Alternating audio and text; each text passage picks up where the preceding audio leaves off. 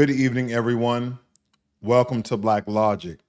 It seems as though Donald Trump has not allowed the disrespect inside the White House by President Zelenskyy to go. He has not let that conversation go because, again, President Trump has reignited his criticism of Ukrainian President Zelenskyy, and he's not holding back.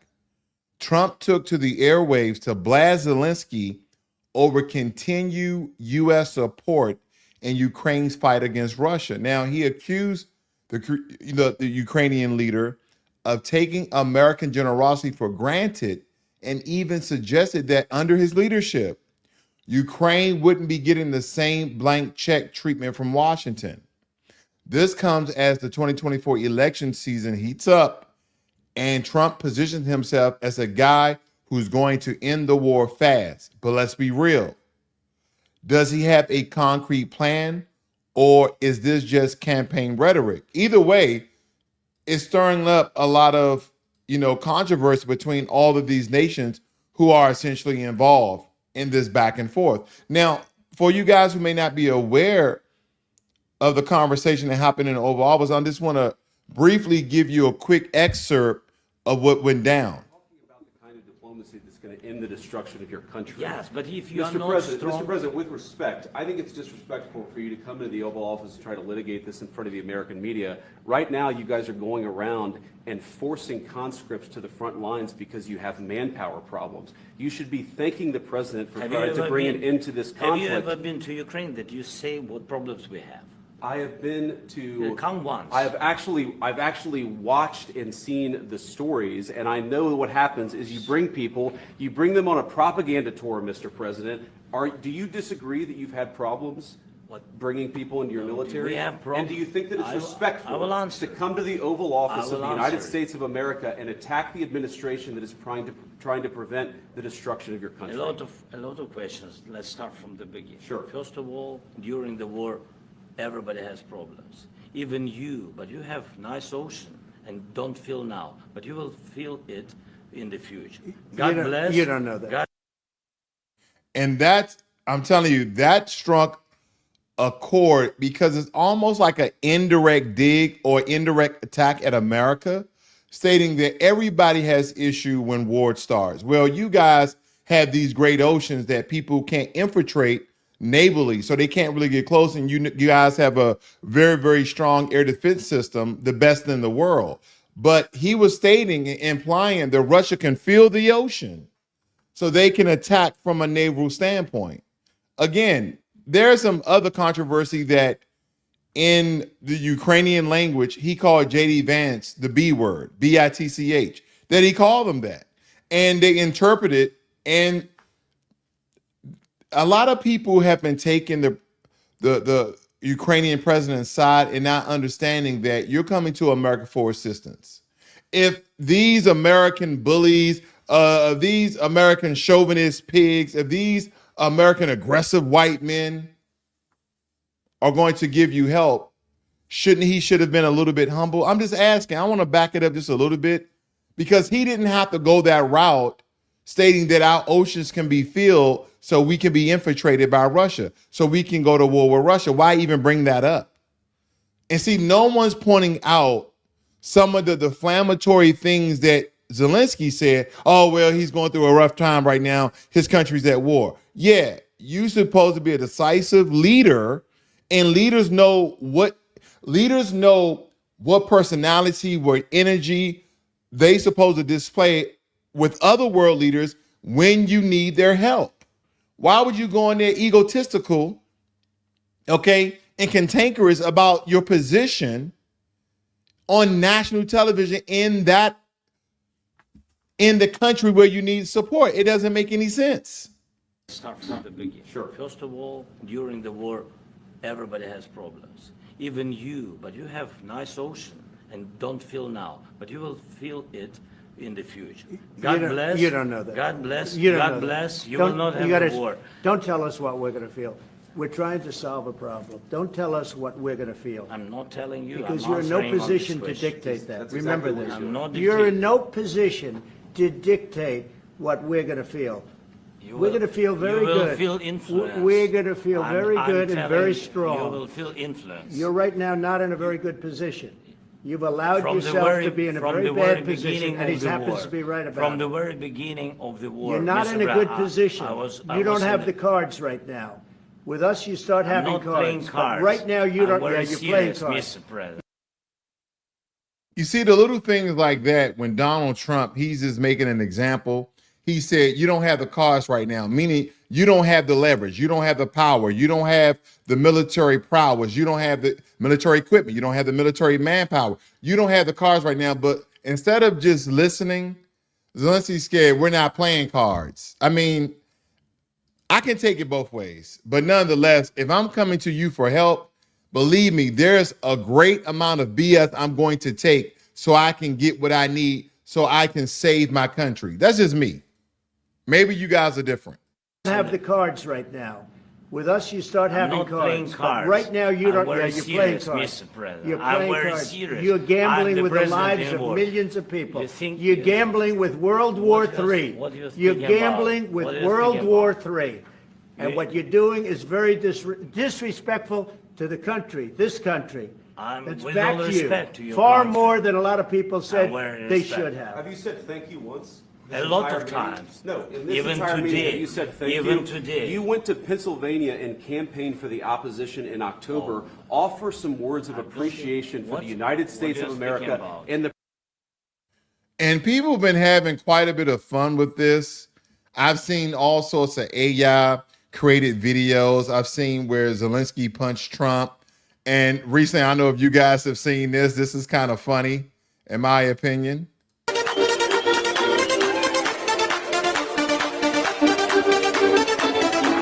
So basically, it got Zelensky, it looks like AI, but it got him dancing in some sort of bodysuit, just making fun of him. The internet is undefeated. You cannot be the internet. People would take both sides of this and just make mockery of it, right? They're just making mockery at it at this point. It's absolutely hilarious, but it's no laughing matter of what Ukraine is going to.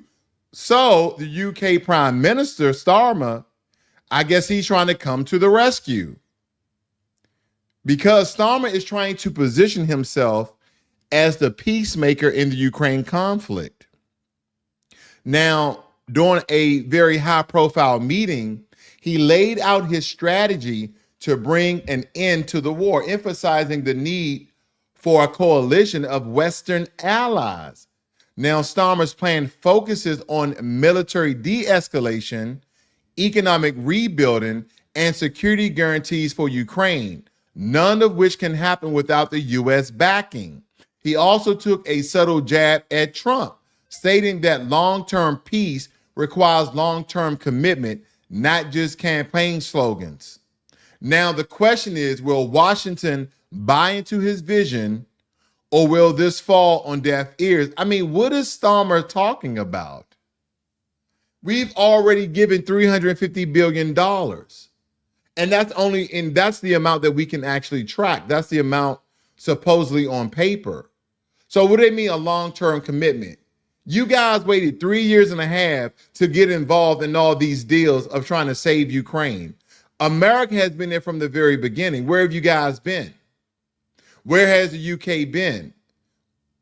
And then the UK, don't forget, family, that the UK makes up, was it England, Scotland, Wales, and Northern Ireland? Then you have France, Canada. You have some other European nations. Where's the Netherlands? Where's Greenland? Where's Iceland? Where's Switzerland? Okay, where's Swaziland? Where are all these European countries? Where Australia? Okay, they're part of the United Kingdom Commonwealth, supposedly. So where are all these other countries joining together to join Ukraine? But you can't do this without America? Didn't we already give $350 billion? How much more do you need?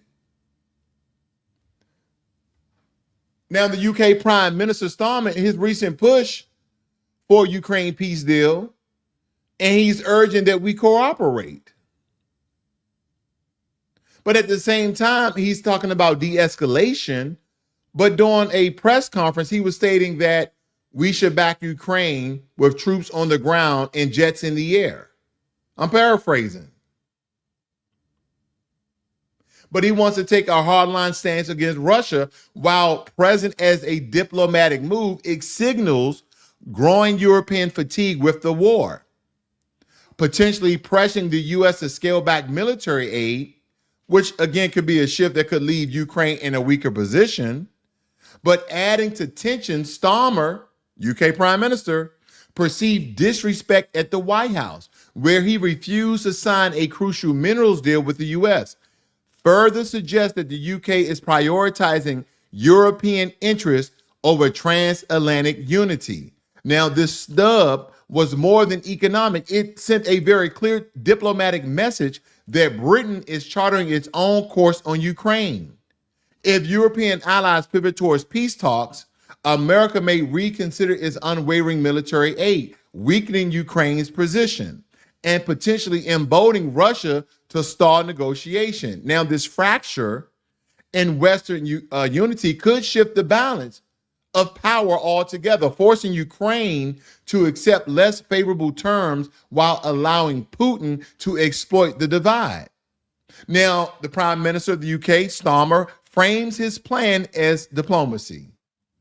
It risks pulling key Western allies away from Ukraine and pressuring America to follow suit, which could change the course of the war. Whether this is a strategic realignment of a betrayal, whether this is a strategic realignment or a betrayal, the impact on the U.S.-Ukraine relation is undeniable, and Ukraine may soon find itself in a much more vulnerable position because they're trying to take the soft stance on Russia, all the while asking for the United States support that's going to benefit them in the long run. Again, I think the only reason why the UK has really stepped in, the only reason why France and all these other European countries have stepped in, the only thing I can think about is if America doesn't support Ukraine, Ukraine will fall. And if Ukraine falls, then Russia will have a stronger position in Europe. They would be more inland and more west than they ever have been ever since the Soviet Union.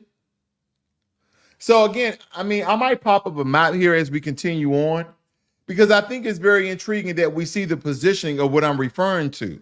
But we're going to cover that. I may come back to that a little bit later. Okay, I may come back to that a little bit later because we need to talk about these tariffs that are about to take effect here.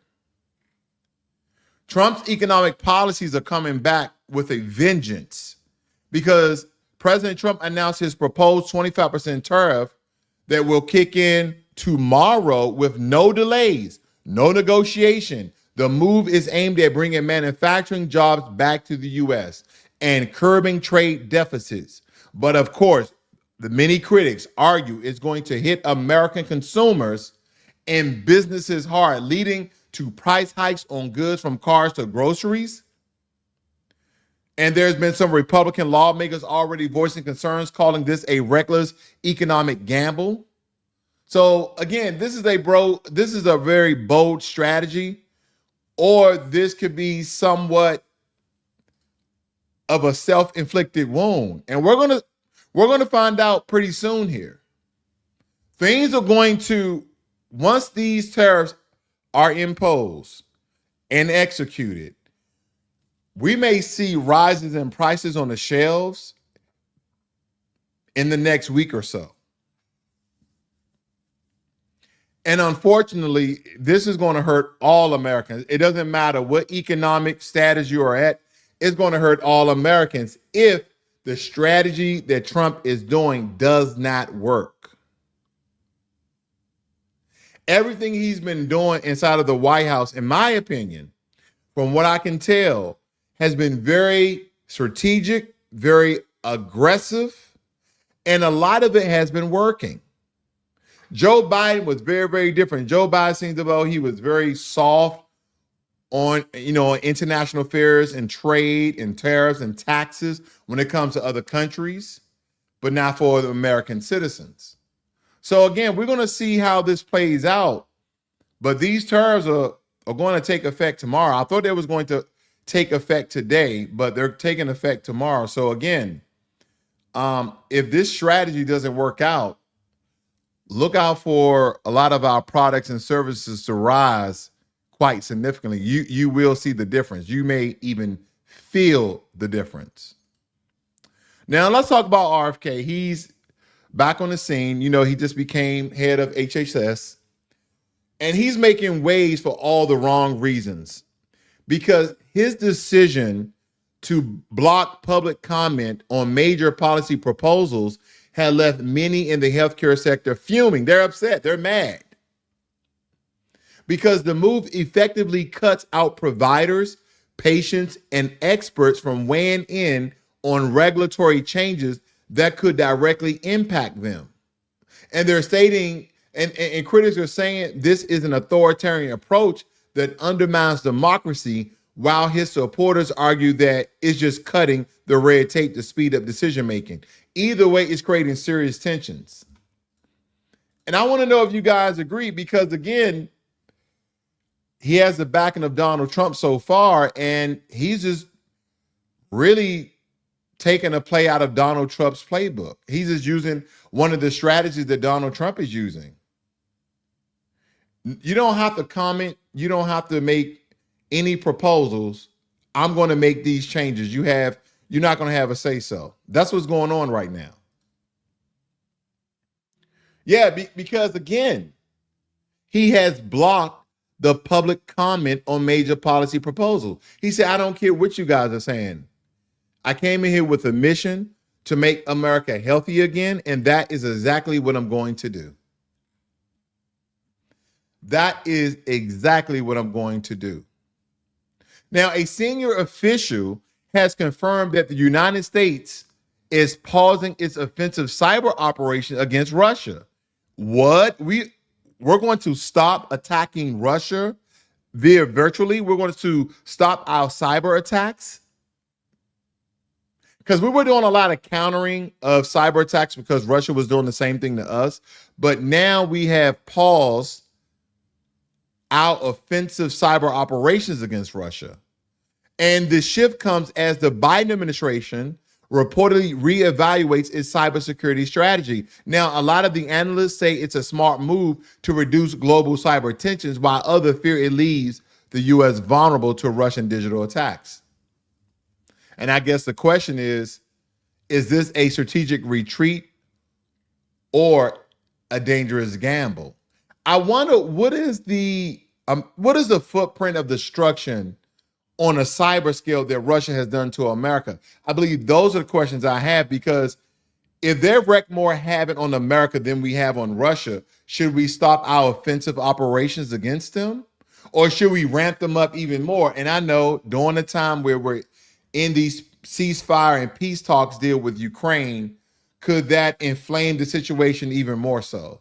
Is that the right way to go? Or is this being more strategic on a very large scale internationally so we don't break the connection that we have with Russia so far?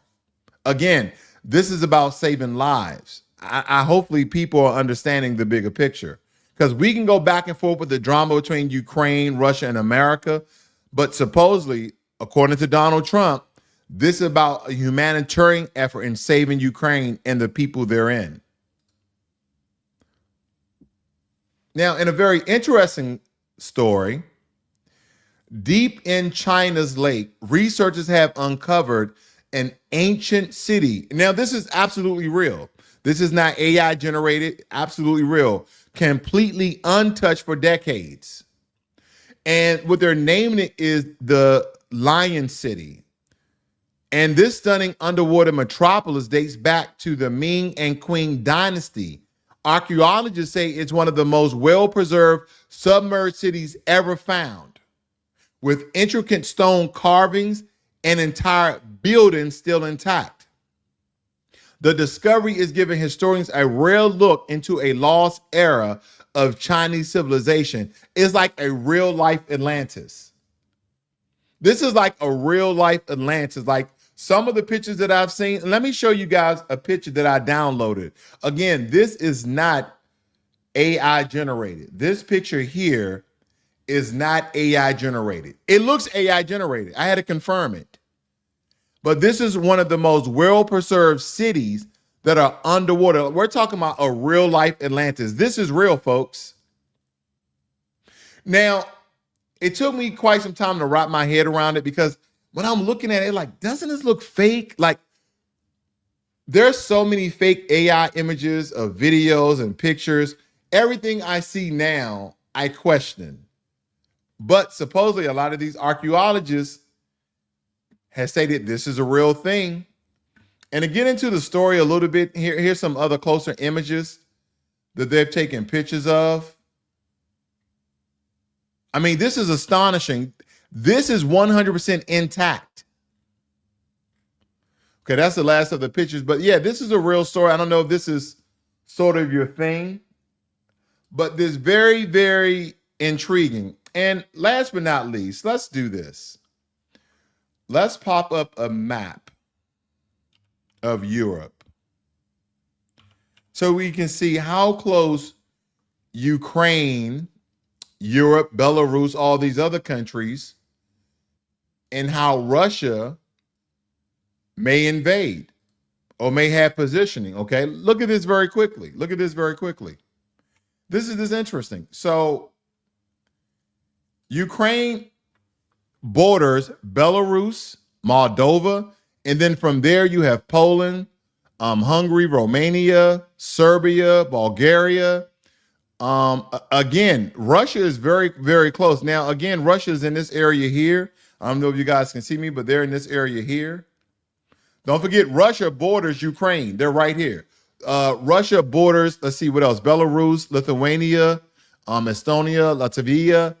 They border all these European countries. So if they get a foothold into Ukraine, the next stop is Belarus and Moldova and all these other countries. And believe it or not, when we speak about Spain and Portugal and France and Netherlands and Belgium, Poland, Austria, Croatia, none of these countries want Russia that close.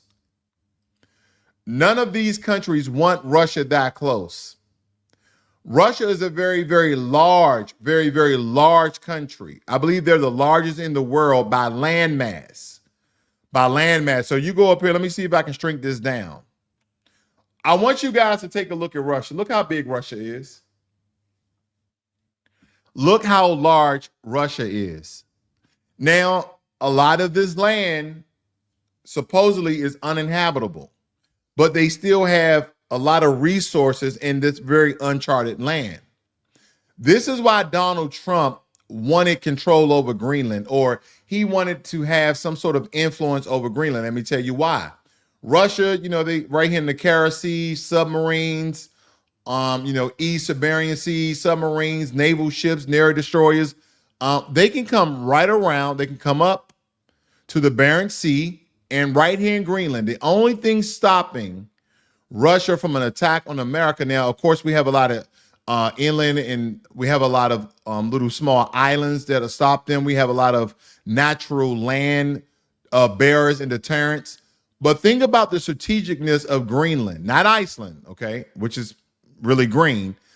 Now, Greenland is a very large island, but nonetheless, what if we had control over Greenland? That makes us far forward from any northern Russian attacks. So again, I looked into it quite a few times just to understand the gravity of it. But once you see it on this scale, then you can understand how large Russia is, how close they're getting to all these other European countries if they take over Ukraine. Look at all these other countries: Poland, Germany, Austria, Romania, Greece, Italy, France. And when it comes to diplomacy, it's some battles you just don't want to get involved with. Because, again, Russia and China are allies. Now, China is not as big as Russia, but, I mean, as we look at this, let me see. I'm just doing a rough estimate. It seems as though that I'm talking about the landmass here, that 3 to 4 Chinas can fit inside of Russia. If you look at the borders here, it seems as though that 3 to 4 land masses of China can fit inside of Russia. That's how large Russia is. But I leave you guys with that. Thank you guys for joining me here this evening. If you're new to Blacklogic, please subscribe to the channel, hit the notification bell so you are aware every time that I go live and I release a video. You guys have a great and wonderful evening. This is Blacklogic.